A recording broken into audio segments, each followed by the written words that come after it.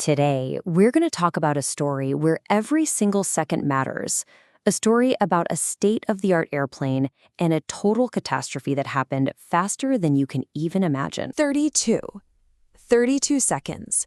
That is the entire window of time between a perfectly normal takeoff and a horrific disaster.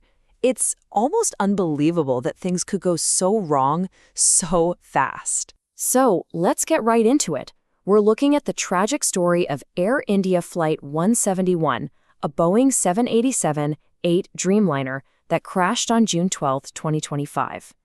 We're going to use the initial findings from the investigation to piece together what happened, and, just as important, to figure out the big questions that are still unanswered. Okay, so the flight had just taken off from Ahmedabad, India. It was headed for London, but it barely got a few hundred feet in the air. Instead of climbing, it came crashing down, right into a populated area next to the airport. The impact was just devastating. And not only for the people in the plane. It slammed into a dense neighborhood, plowing through 5 buildings, including a student hostel for a medical college.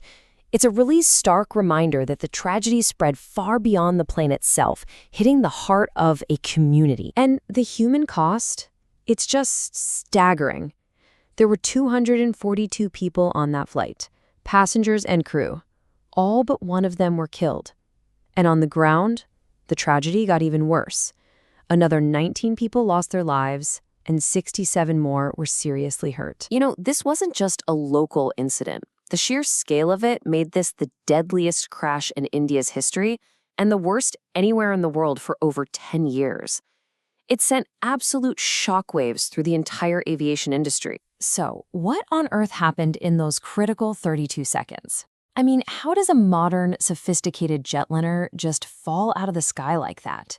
Well, the first report from investigators paints a really startlingly clear picture of the how. The whole sequence was just terrifyingly quick.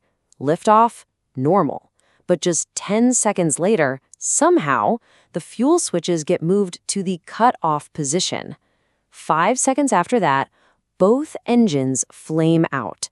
The plane is now basically a glider. And only 17 seconds after that, it hits the ground. To really get this, you need to understand these fuel control switches. They're pretty simple, but they're absolutely critical. Think of them as the main kill switch for the engines. In the run position, fuel flows, everything is great.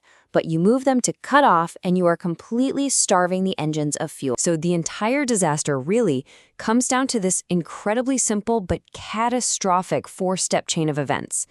The switches are in run for takeoff, then something or someone moves them to cut off. That one action stops the fuel to both engines, and you get a complete loss of power at the absolute worst possible moment. And right here, this is the central mystery. This is the question that investigators, the airline, and all of the families are desperately trying to answer. Why? Why were those switches moved? This might be the most chilling piece of evidence of all, the cockpit voice recorder. It captured a very short, very confused conversation. You hear one pilot ask the other why he cut the fuel. The other pilot says he didn't do it. So instead of an answer, we get a clue that points to total confusion in the cockpit, not some deliberate act. And you can see in the data, there was a frantic, last-ditch effort to save the plane. The switches were flipped back to the run position. But they were just too low.